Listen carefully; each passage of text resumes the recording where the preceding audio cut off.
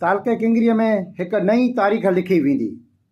तालका किंगरीअ जे सभिनी महिनती ऐं इल्मु दोस्त उस्तादनि जी ख़िदमत में अपील कयूं था।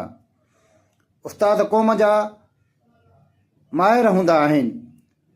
अॼु उस्ताद अव्हां जे दर ते दिलि खोले अर्ज़ु था करियूं त इल्मु दोस्त पैनल जो साथ ॾियो, छो त हीउ रुॻो हिकु पैनल न पर उस्तादनि जी इज़त ऐं हक़नि ऐं मुस्तक़बिल जो जंग आहे। ख़ासि तौर ते उन्हनि मौज़ूद उस्तादनि खां दिलि जी माज़रत कयूं था जिन ताईं असीं कंहिं अणतण मजबूरी या मफ़रूत सबबु न पहुची सघिया आहियूं। यकीन करियो अव्हां जी इज़त ऐं अहमियत असांजे दिलनि में तमामु वॾी आहे। महिरबानी करे असांजे हिन खोट खे माफ़ी फरमाईंदा। असीं जो साथ ॾियो, असीं खे वोट ॾियो। अचो त गॾिजी हिकु नई तारीख़ जो फ़ैसिलो करियूं। 8 फेबरवरी ते इल्मु दोस्त पैनल खे वोट ॾेई कामयाबी जी मंज़िल ताईं पहुचायो। महिरबानी। इल्मु दोस्त पैनल ज़िंदाबाद। उस्तादनि जो एहतियात ज़िंदाबाद।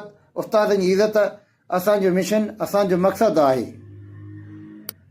अचो त हिकु नई तारीख़ लिखूं।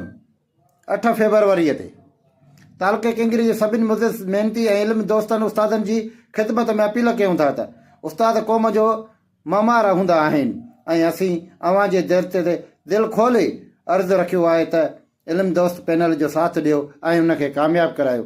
अव्हां जी कामयाबी असांजी कामयाबी, अव्हां जो साथ असांजी कामयाबी तरफ़ वधे थो।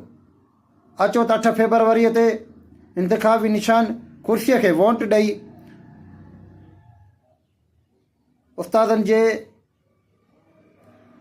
अहलियत खे अॻिते वधायूं ऐं उस्तादनि जे हक़नि जी जंग विढ़ंदड़ 8 फेबरवरी ते इंतिखाबी निशान कुर्सी आहे।